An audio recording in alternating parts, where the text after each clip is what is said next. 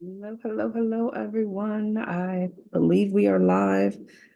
I hope you're doing well. Happy Wednesday, hump day for us, some of us, depending on your work schedule, right?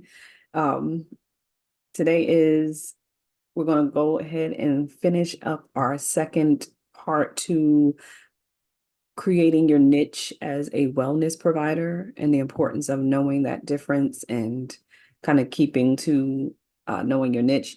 If you haven't noticed, I cut my hair, anyone that's watching.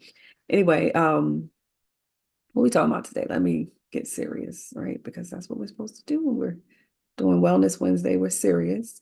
If you're here and you want to talk in the chat, I'm also going to try to make sure that I keep that open for me at the same time. So we left off, we talked about a number of different things last time. So if you want, you can go back and watch part one. My goal is to keep these between 15 minutes or less. And so today we're talking the areas of your niche that are going to be our last maybe five or six. So we think about geographic focus, understanding that now more than ever we have global reach and how important it is to even making our niche clear to our audience so that they can know where they can and cannot reach you. For example, I'm a New Jersey therapist. So as a therapist, that's where I see clients versus when I'm doing leadership coaching or business coaching, you can be anywhere in the world because we're doing virtual in respect to leadership coaching and business coaching. So those are examples of being able to really understand that the importance of where you are is going to let your client know how they can get in touch with you. So it's also going to be things like, am I in the local community? Am I an actual boutique where you can actually come and buy something? So for example, if you are a fitness center and you are looking for new clients, you're not just going to say, hey, join me online. You're going to say, join me in an in-person class with the location. And you'll probably give them a taste of what you do online, but it's not going to be the fullness of a virtual experience. And so really understanding that helps you to make sure that when you're doing your niche or clarifying your niche, people know how they can get to you or where to find you.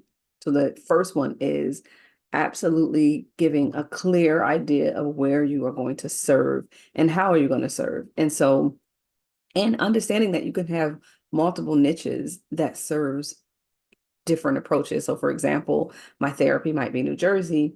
However, my global reach for leadership coaching or business coaching is totally different. So that's something to think about.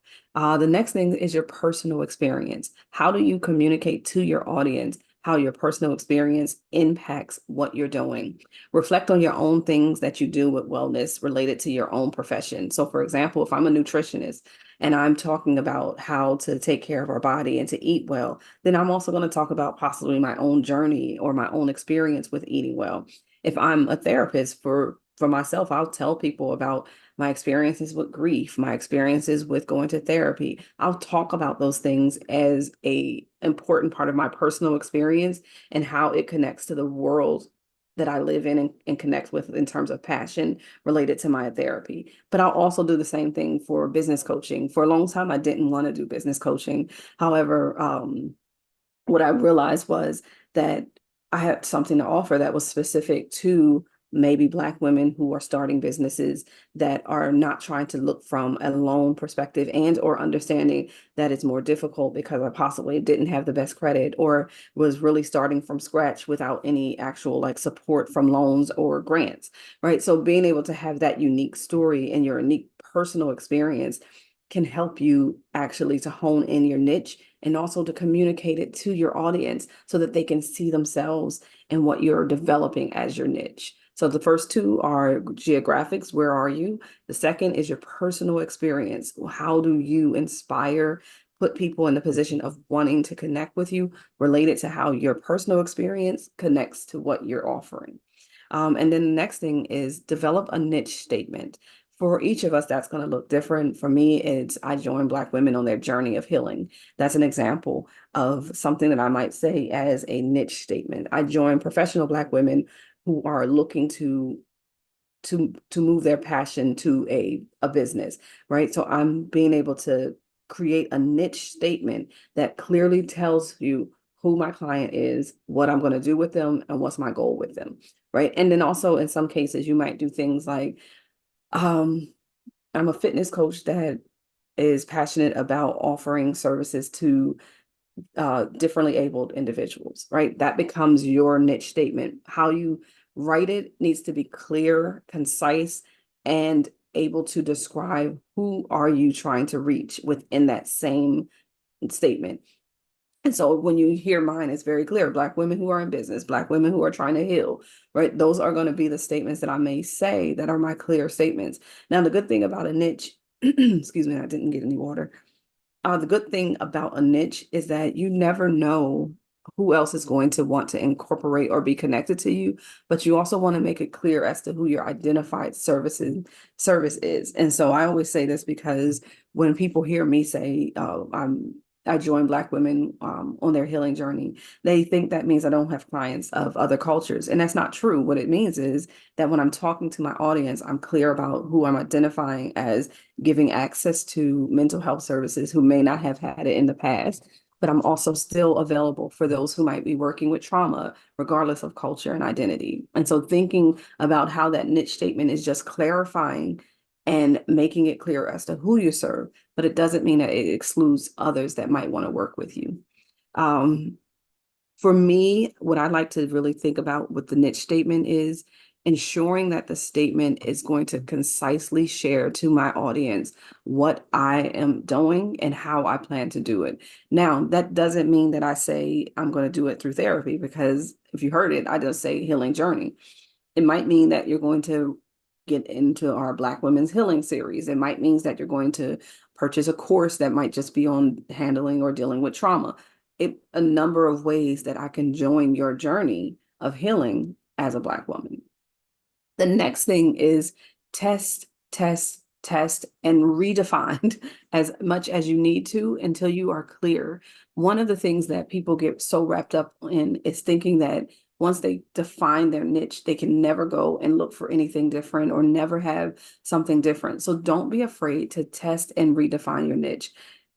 For things like feedback from your clients, your peers, be open to making adjustments in the midst of connecting with your audience, and understanding that as you're making those adjustments, you're telling your audience about it. You're letting them experience that this is a flexible niche that I'm working on, and or you're letting them understand that as you are clarifying your niche, you're also becoming more clear, and here's how I'm doing that. And so for me, when I was seeking out starting my practice, it was really important for me to clarify that I was going to be doing self-pay, which means that you're going to be paying out of pocket for the first few, and then I transitioned to insurance. And so it was important for me to make that clear because I didn't want people to think that they could work with me with their insurance at the time. That's clarifying it as I'm going along. I'm reevaluating and I'm noticing that I'm not hitting the teachers that I wanted. I'm not hitting the guidance counselors that I wanted. And so what I realized is that I wanted to panel with certain insurances so that I can get teachers, educators, different people who may not naturally be able to afford consistently out of their pocket the rate that I had, but they also have insurance that I may be able to take. So seek for feedback from your clients, your peers, and be open and flexible to redefining as much as you need to. There is no need to get stuck or believe that you're stuck if you need to communicate a new niche to others. Which brings us to the next one, which is communicate your niche.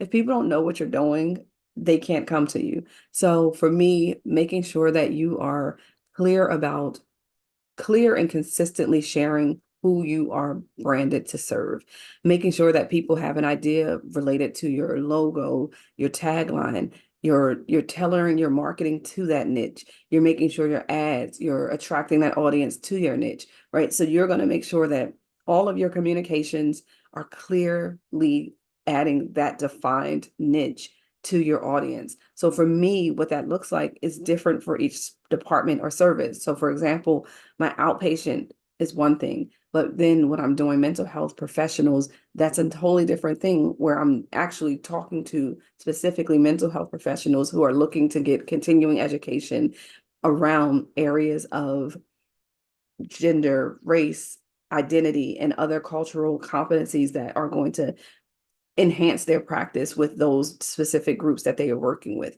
And so that's going to be who I'm marketing to and who my niche is to. My niche being that I'm marketing to mental health professionals, but specifically areas that are around culture, identity, and working appropriately with those identities. And so understanding that is going to help my audience to know when I'm talking to that mental health professional, I'm also going to be talking about racial trauma. I'm going to be talking about how to bring in hip hop or music into your actual therapy room with your clients of all ages, right? And then I'm doing this in a way that says my clear audience is mental health professionals. However, I'm also branding that I'm specifically going to be training in areas that are going to support clients who are from oppressed identities, right? And so that's going to be how I'm marketing to that specific group. On the same token, I also have business coaching. And so as you notice, I'm doing my Wellness Wednesdays, or excuse me, I said Wellness Wednesday, Wednesday Wisdom, which is going to be for a small business. That's strictly what Wednesday will be for. I'm only going to talk on Wednesdays about small businesses and the importance of starting and understanding how to keep your business flourishing through the different elements of your own life and your ultimate goals of success around your impact of areas, because I'm specifically thinking small businesses for wellness providers and those who impact our community, right? So even that niche still niches to supporting the underserved populations that might be within business owners. And so that is my last one, which is to communicate your niche and do it consistently.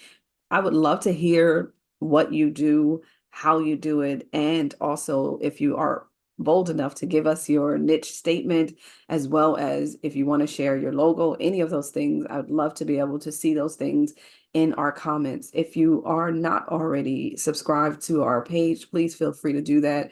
Again, I'll be doing Wellness Wednesdays. Oh, I keep saying Wellness Wednesdays, but again, I'll be doing, I guess it would be Wellness Provider Wednesday, Wednesday Wisdom. And I hope that you've gotten something from our first two, which is defining your niche as a wellness provider. All right, y'all, be well.